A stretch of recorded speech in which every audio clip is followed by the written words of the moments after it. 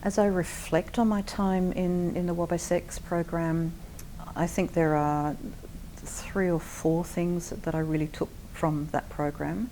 The first one was absolutely how to position myself differently, how to sell myself as a director for the organisation.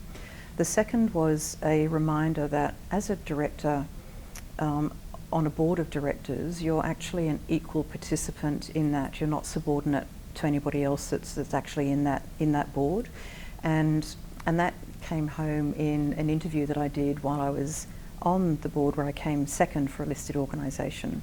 And I forgot in the final interview that I had that as a director of the organisation, speaking with the founder of the organisation, that actually we were equals.